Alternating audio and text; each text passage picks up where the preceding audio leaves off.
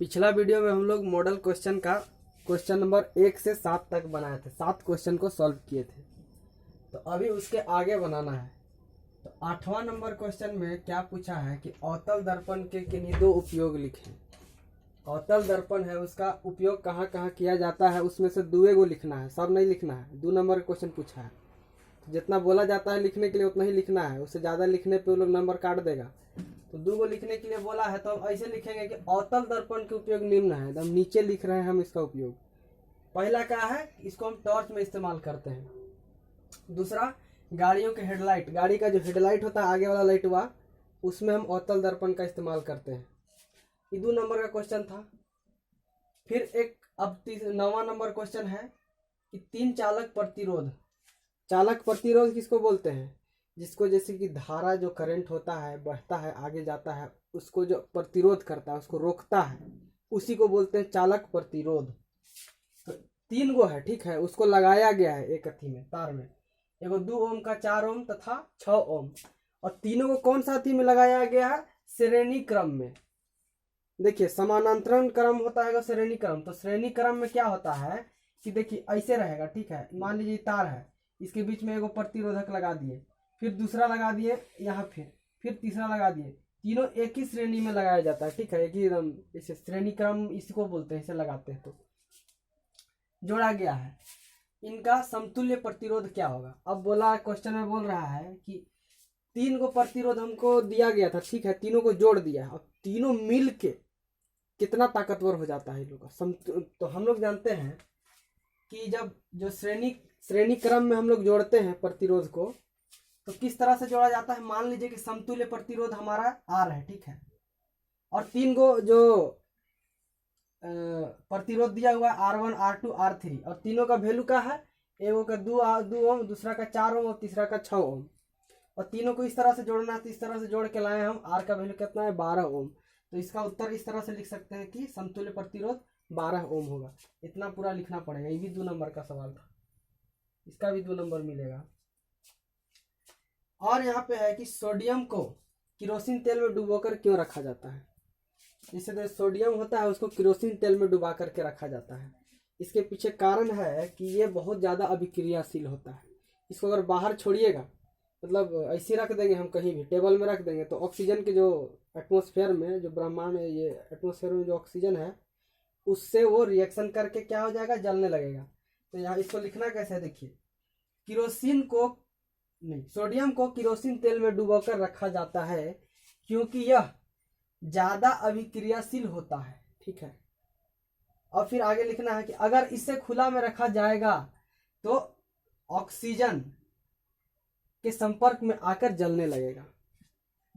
इसको अगर खुला में रखा जाएगा तो ऑक्सीजन के संपर्क में आके जलने लगेगा। जो सवाल नंबर 12 है, उसमें 2 क्वेश्चन दिया हुआ है। पहला है कि एक धातु का नाम अथवा संकेत लिखे जो द्रव अवस्था में पाई जाती है। धातु लोग जो होता है, वो लोग द्रव अवस्था में नहीं पाया जाता है। मतलब एक ही ऐसा धातु है जो द्रव अवस्था में पाया जाता है, बाकी सब कैसा पाया जाता है कि ठोस में अवस्था उन लोग का रहता है, ठीक है।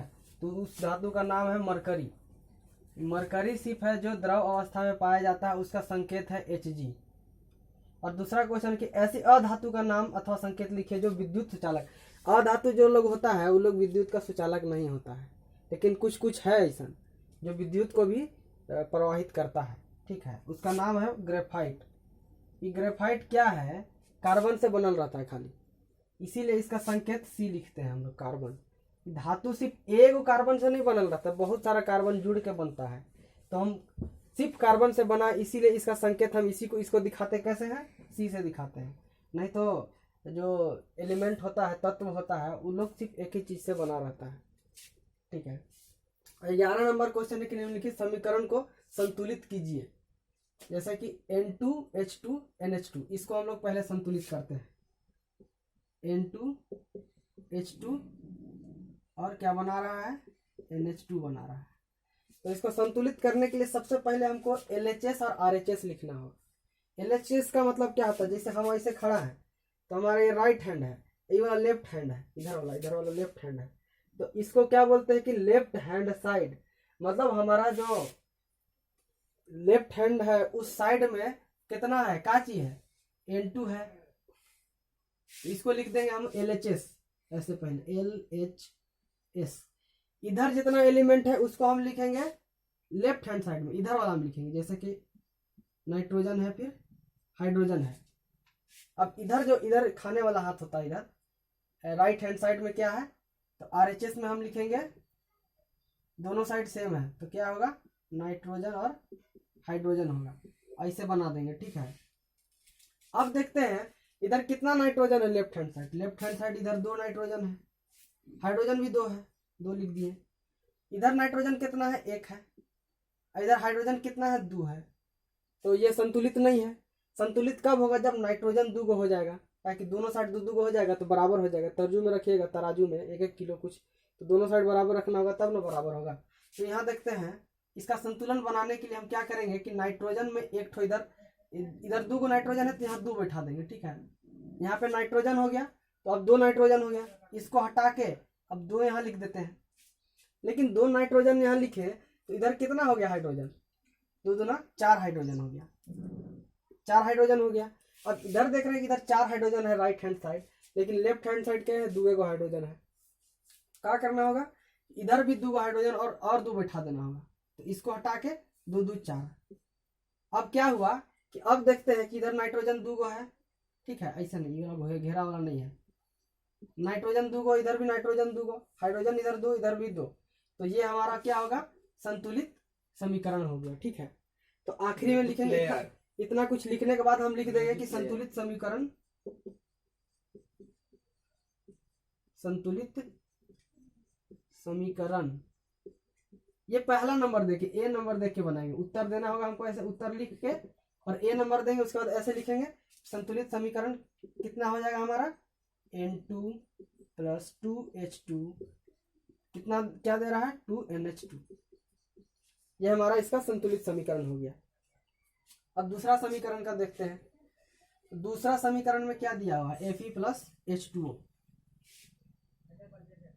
B नंबर, ठीक है। यहाँ Fe + H2O क्या बना रहा है, FeO4 + H2 बना रहा है। अब LHS लेफ्ट हैंड साइड इधर वाला में क्या क्या है, फेरस है। फिर हर एक एलिमेंट को लिखना है, ठीक है, कंपाउंड को नहीं लिखना, मॉलिक्यूल को नहीं लिखना है। तो यहाँ पे ये तो वाटर का मॉलिक्यूल हो गया, मतलब ये हाइड्रोजन ऑक्सीजन मिला के क्या बना दिया, मॉलिक्यूल। लेकिन हाइड्रोजन अकेले वो क्या है, तत्व है, एलिमेंट है, तो इसको लिखना है। तो हाइड्रोजन क्या होगा, और एक हो गया ऑक्सीजन।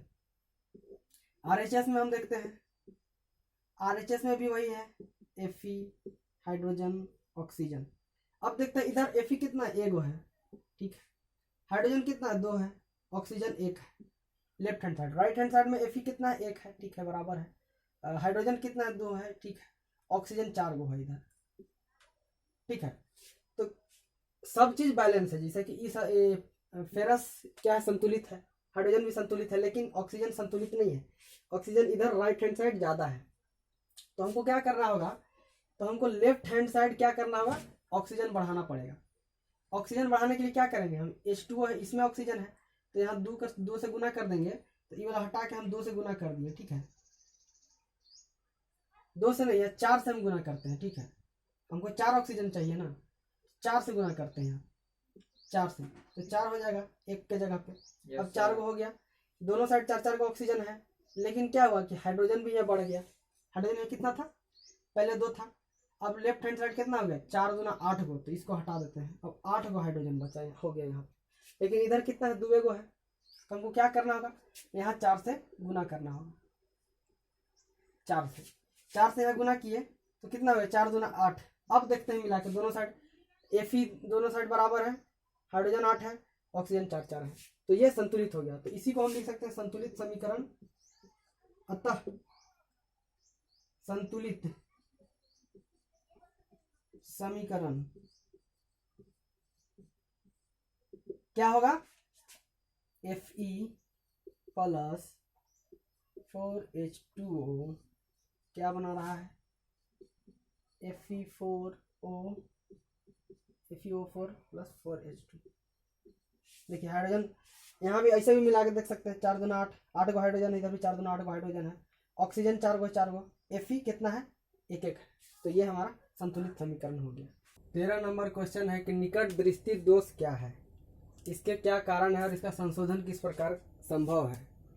तो हम लोग को जब भी कोई बीमारी होता है आँख का, मतलब दृष्टि दोष जैसे होता है बीमारी, तो क्या होता है कि जो किसी चीज़ का जो फोटो बनता है हम लोग का आँख में प्रतिबिंब, वो फोटोवा का होता है ना, रेटिना में बनता है तो बढ़िया दिखाई देता है। जितना बढ़िया दिखता है उतना बढ़िया, मतलब उतना एकदम रेटिना में बना है। और धीरे धीरे धुंधला दिखाई देता है, मतलब रेटिना से थोड़ा सा आगे बना या फिर रेटिना से थोड़ा सा पीछे बना है। तो इसमें क्या होता है कि दूर वाला चीज़ हम लोग को बढ़िया से नहीं दिखाई देने लगता है, क्या में, निकट दृष्टि दोष में। उसको लिखना कैसे है कि निकट दृष्टि दोष को चिकित्सीय भाषा में इसको मायोपिया कहा जाता है। ठीक है, चिकित्सीय भाषा में इसको मायोपिया कहते हैं। इसमें दूर की चीज़ों स्पष्ट से रूप से दिखाई नहीं देने में परेशानी होती है, मतलब दूर का जो चीज़ होता है उसको देखने में बहुत दिक्कत होता है।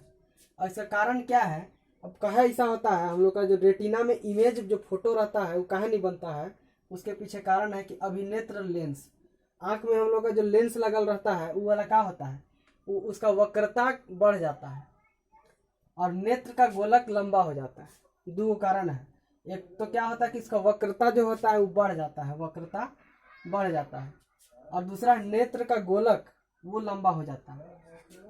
अब इसका संशोधन कैसे किया जा सकता है, मतलब इसका इलाज कैसे किया जा सकता है ये देखना है। इस दोष को किसी उपयुक्त क्षमता वाले होता लेंस, हम लोग को क्या डॉक्टर के पास जाते हैं तो वो लेंस लिख देता है, ठीक है, चश्मा लगाने के लिए उसमें लेंस लगल रहता है, छोटा सा चश्मा का अथिया जो ग्लास रहता है बढ़न रहता है, लेकिन आगे छोटका सा एगो लेंस लगा देता है।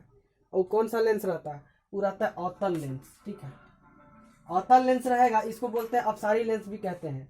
इसका उपयोग द्वारा संशोधित किया जा सकता है।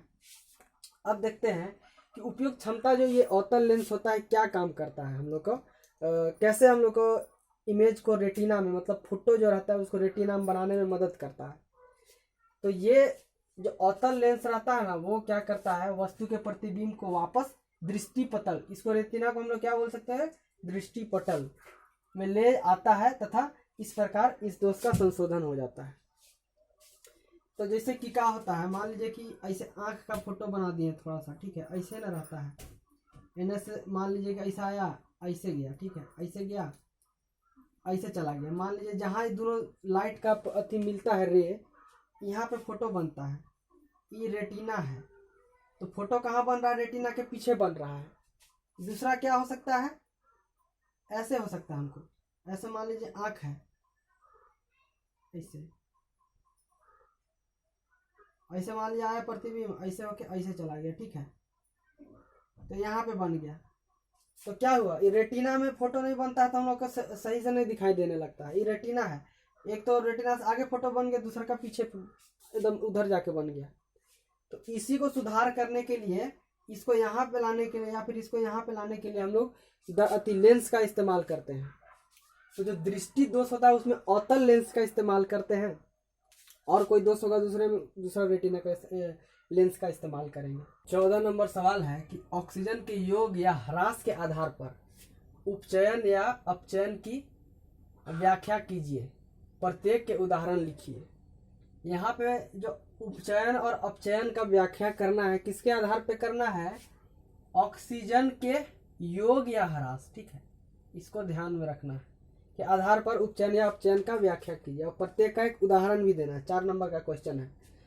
तो उत्तर में लिखते हैं कि उपचयन पहले लिखते हैं, उपचयन के बारे में लिखते हैं कि उपचयन वह अभिक्रिया जिसमें किसी पदार्थ में ऑक्सीजन का योग अर्थात ऑक्सीजन की वृद्धि होती है। ऐसी अभिक्रिया जिसमें क्या होता है कि ऑक्सीजन जुड़ता है, ठीक है, जुट जाता है ऑक्सीजन, उसमें ऑक्सीजन बढ़ जाता है, तो उसे हम क्या कहते हैं कि उसके उपचयन या ऑक्सीकरण अभिक्रिया कहते हैं। कि जैसे उदाहरण में यहाँ देखते हैं, जो Cu है इसमें क्या जुड़ रहा है, ऑक्सीजन जुड़ रहा है, मतलब Cu के साथ ऑक्सीजन क्या बना रहा है, रिएक्शन कर रहा है, और क्या बना रहा है, CuO बना दे रहा है। तो ये उपचयन अभिक्रिया हुआ। इसमें क्या हुआ कि एक पदार्थ है, मान लीजिए Cu, उसके साथ क्या हो रहा है, ऑक्सीजन जुड़ के, और एक जो बना रहा है ये, इसी अभिक्रिया को बोलते हैं हम उपचयन अभिक्रिया। यहाँ पे क्या हो रहा है, ऑक्सीजन का योग हो रहा है। अब ऑक्सीजन का ह्रास के आधार पर देखते हैं अपचयन में कि ऑक्सीजन का ह्रास होता है। तो वह अभिक्रिया जिसमें किसी पदार्थ में से किसी ऑक्सीजन निकलता है, अर्थात ऑक्सीजन की कमी होती है, उसे हम उपचयन अभिक्रिया, अपचयन अभिक्रिया कहते हैं। जैसे कि देखिए CuO है, इसमें क्या हो रहा है कि इसमें जब हाइड्रोजन हम जोड़ते हैं तो ऑक्सीजन निकल जाता है, ठीक है। ऑक्सीजन इससे हट के किसके साथ चला जाता है, हाइड्रोजन के पास, हाइड्रोजन के पास ऑक्सीजन चला जाता है। इसका इसमें जो ऑक्सीजन है ये वाला यहाँ पे आ जाता है, तो ये H2O बना लेता है। और ये जो अकेले जो Cu बचता है इसका रंग क्या रहता है, कॉपर का भूरा रंग होता है। तो ये ऑक्सीजन का योग और ह्रास के आधार पे उपचयन और अपचयन अभिक्रिया का उदाहरण है, व्याख्या है, ठीक है, उदाहरण के साथ भी। 15 नंबर जो क्वेश्चन है उसमें क्या करना है कि हमको सूत्र लिखना है, रासायनिक सूत्र, ठीक है। तो अगला जो सवाल है उसमें क्या है, देखते हैं कि निम्नलिखित का सूत्र लिखें। निम्नलिखित का सूत्र लिखें। पहला जो है ए नंबर में है सोडियम हाइड्रोक्साइड, सोडियम हाइड्रोक्साइड। इसका सूत्र क्या होगा, सोडियम का होता है Na, हाइड्रोक्साइड का OH, सोडियम हाइड्रोक्साइड NaOH। दूसरा है कैल्शियम ऑक्साइड,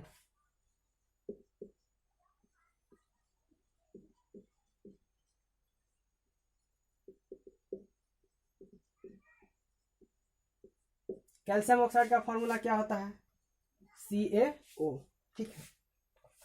अगला हाइड्रोजन क्लोराइड,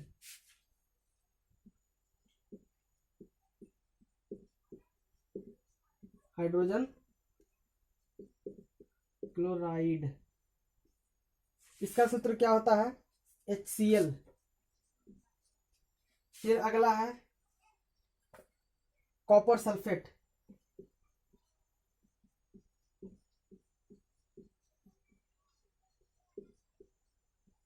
इसका सूत्र क्या होता है CuSO4। ये क्वेश्चन कितना मार्क्स का था, 4 मार्क्स का, सब में 1-1 मार्क्स का था। सोडियम हाइड्रोक्साइड का NaOH, कैल्शियम ऑक्साइड का CaO, हाइड्रोजन क्लोराइड का HCl और कॉपर सल्फेट का CuSO4। ये 15 नंबर तक क्वेश्चन किए हैं। अगला वीडियो हम लोग करेंगे 15 के आगे करेंगे, ठीक है।